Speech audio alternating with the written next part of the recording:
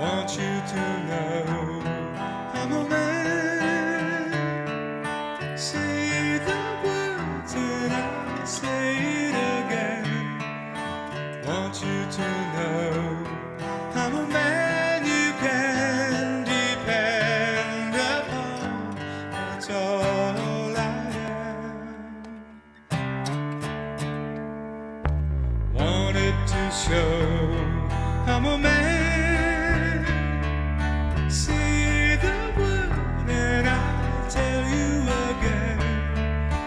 Wanted to show I'm a man you can. Fatwa MUI tidak memiliki kekuatan hukum yang mengikat. Fatwa adalah pendapat hukum para ulama.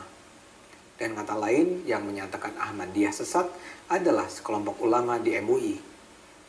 Umat Islam bisa percaya, bisa tidak percaya.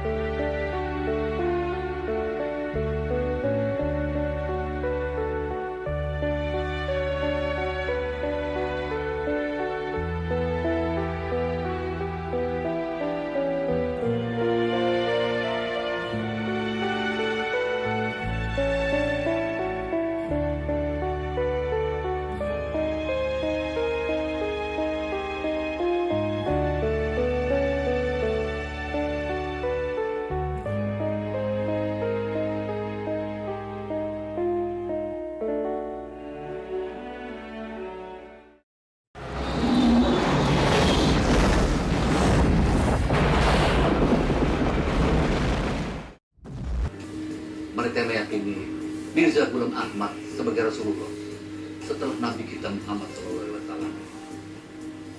Bagi mereka yang tidak meyakini Ghulam Ahmad sebagai Rasulullah, mereka nyatakan kafir.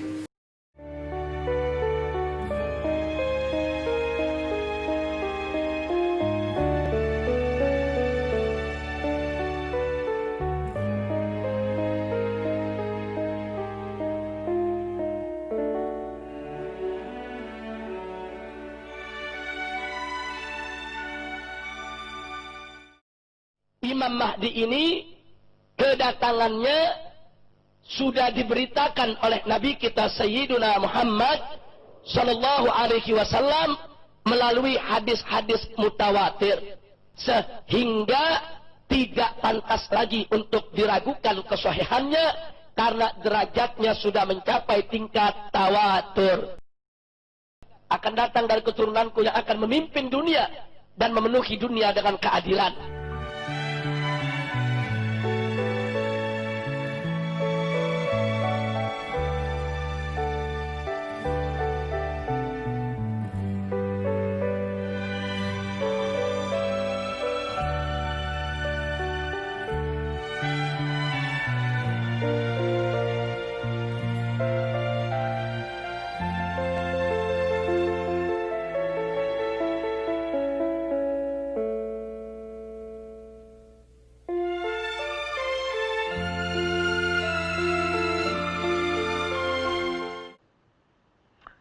wa yada'ul jizyah. Nabi Isa membatalkan jizyah, upeti, pajak yang sebelumnya diterapkan oleh Raja Romawi dan Persia. Mereka hidup dengan cawan-cawan emas, pakaian sutra, tempat tidur yang tebal, dengan banyak-banyak pasangan, dengan istana yang megah. Padahal dari cukai, dari pajak yang dikutip dari setiap masyarakat. Maka datanglah Nabi Isa alaihissalam membantah itu semua perbuatan yang batil, bahwa itu perbuatan zalim, menganiaya orang susah. Maka dia menghapuskan itu, wa yada'ul jizyah wa yafidul mala hatta la yaqbaluhu ahadun, dan kemudian dia membagikan harta sampai tidak ada satupun yang mau menerimanya. Apa makna dia membagi harta tak ada orang mau menerima? Karena orang sudah merasa cukup.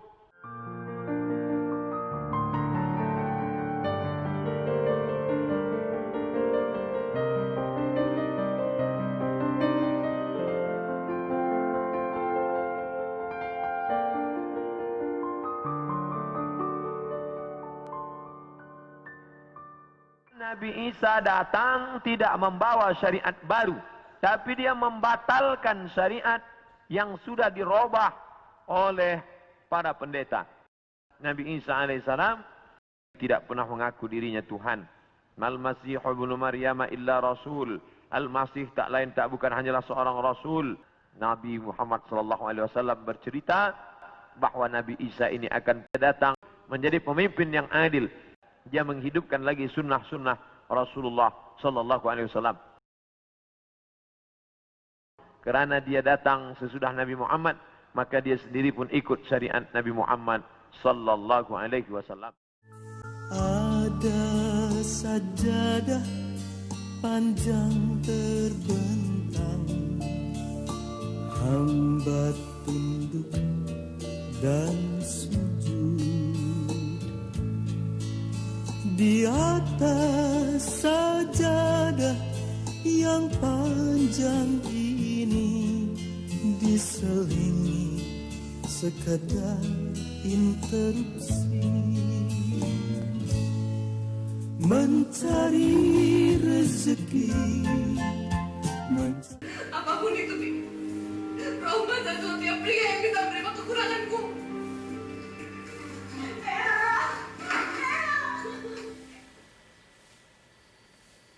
Ada 12 orang tercatat sebagai nabi palsu, bahkan lebih. Dan bahkan ada 2 orang mengaku sebagai nabi palsu pada zaman Rasulullah SAW masih hidup.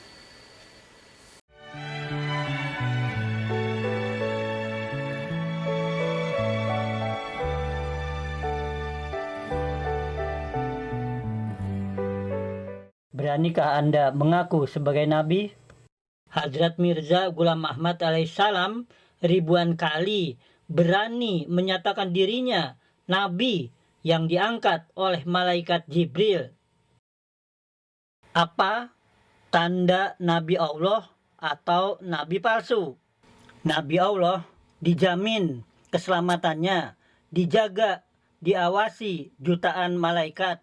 Nabi Muhammad SAW tidak bisa dibunuh. Hazrat Mirza Ghulam Ahmad alaihissalam tidak bisa dibunuh. Nabi palsu dijamin mati terbunuh. Tuduhan yang mengatakan Hazrat Mirza Ghulam Ahmad alaihissalam wafat karena diare, bukti kebenaran. Beliau adalah Nabi Allah, tidak bisa dibunuh manusia.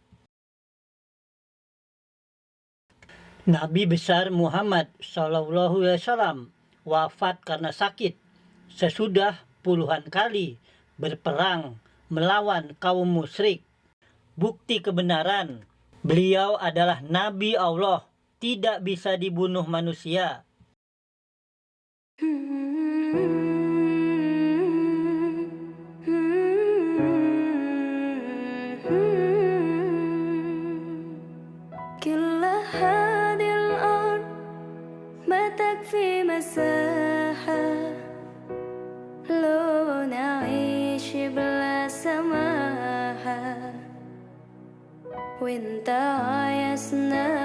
Salah satu tanda kebenaran seorang Nabi Allah tidak bisa dibunuh manusia.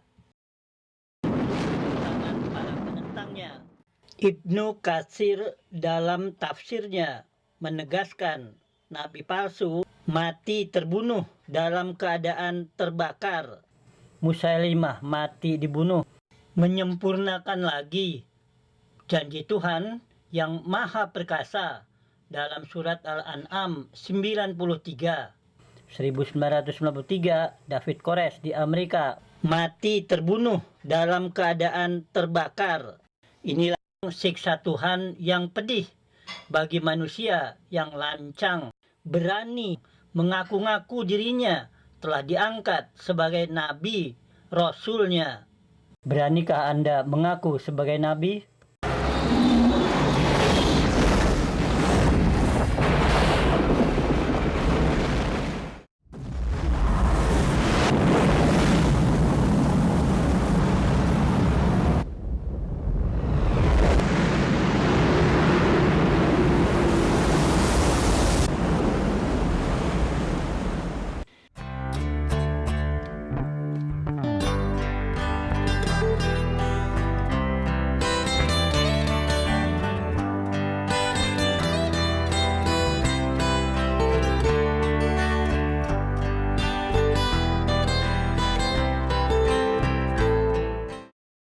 Saya katakan Mirza Ghulam Ahmad adalah nabi Buruzi.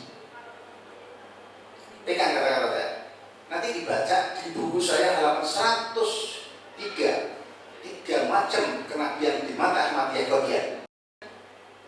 Mirza Ghulam Ahmad itu nabi, tegas sekali saya berani mengatakan. Tetapi nabi Buruzi. Baik tasyrik kalau tegas lagi. Artinya apa? Dia mengaku Muhammad itu sebenarnya pembawa syariat terakhir. Saat itu tidak ulama tidak bawa syariat, itu dari maksud itu. Kan begitu kan? Saya itu jilbab lama itu diparungi, bukan persoalan kecil bagi saya.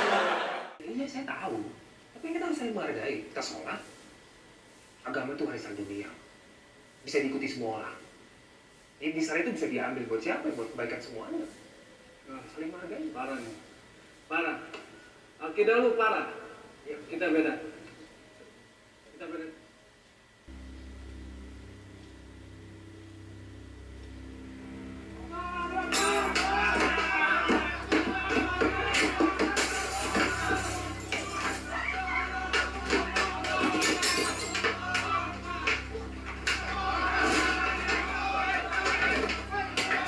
Lalu di manakah masyarakat Indonesia yang toleran? Di manakah masyarakat kita yang ramah, yang beradab?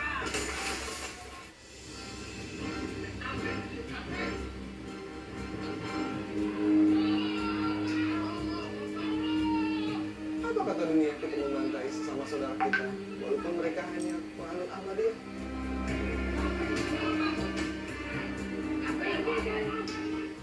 Dan apakah salahnya sehingga mereka harus berubah?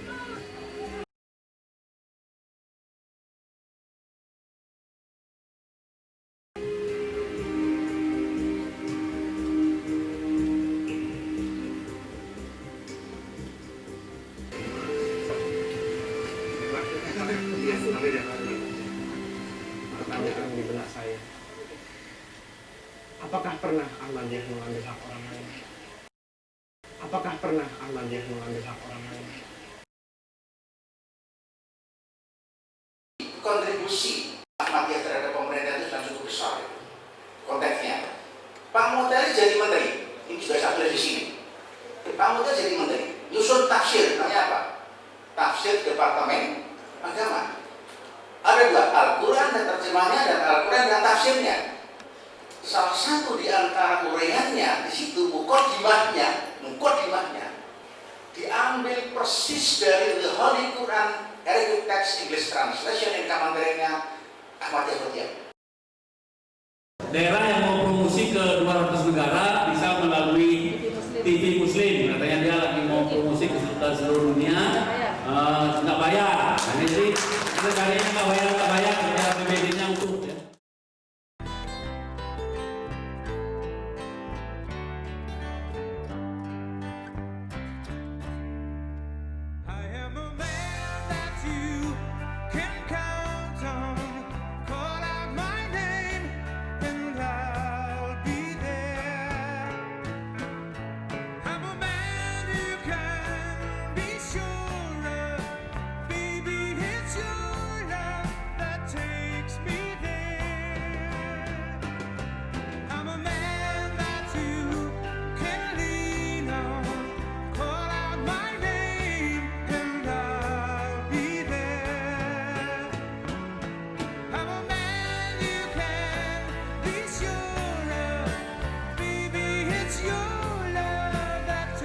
Ahmadiyah menyebarkan Islam ke seluruh penjuru dunia. Saat ini Ahmadiyah hadir di hampir 200 negara di dunia. Pengikut Ahmadiyah mencapai lebih dari 150 juta orang.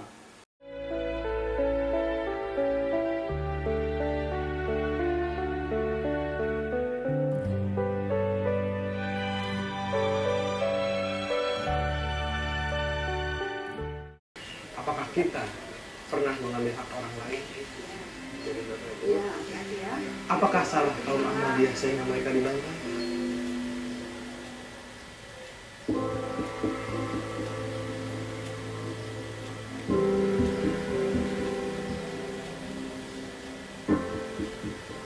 Ini Indonesia. Ini negara toleransi. Ahmadiyah? Ya tetap Ahmadiyah. Tapi jangan mereka dibantai. Janganlah mereka dibantai. Mereka juga manusia, mereka ingin hidup. Dan juga karena hidup ini bukan kita yang tentukan, tapi Tuhan yang Maha Esa.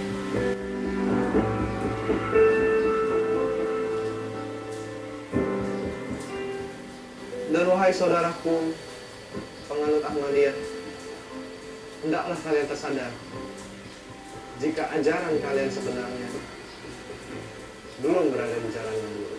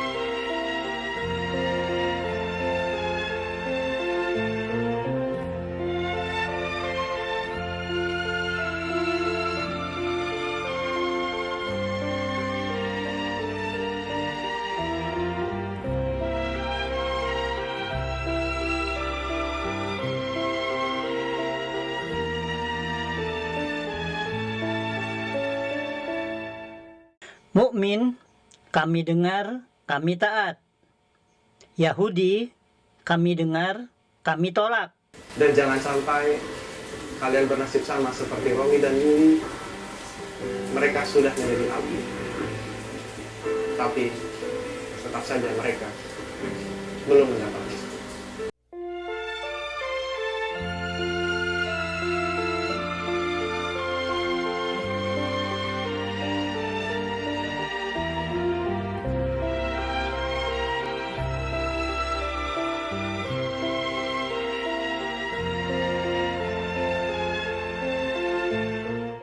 Nabi Muhammad SAW bercerita bahwa Nabi Isa ini akan datang menjadi pemimpin yang adil. Dia menghidupkan lagi sunnah-sunnah Rasulullah SAW.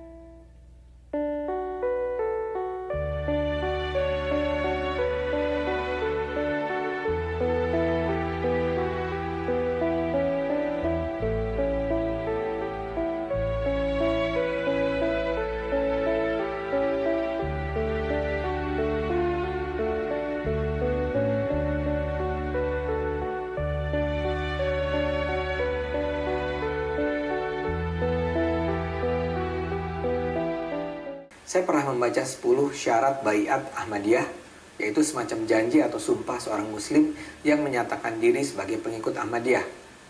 10 janji ini sungguh damai. Ada janji untuk menghindarkan diri dari kebohongan, zina, kejahatan, aniaya, khianat, huru-hara, pemberontakan. Ada janji sholat 5 waktu, meninggalkan takabur dan sombong, harus bersikap lemah lembut, berbudi pekerti halus, sopan. Ada janji untuk mengasihi makhluk Allah dan sejauh mungkin mendatangkan faedah kepada umat manusia. Ada janji-janji lain yang akan terlalu panjang untuk disebut di sini. Berkaitan dengan apa yang Anda kutip di sini tentang Baiat Ahmadiyah, dan yang sebetulnya kan itu isinya santun sekali.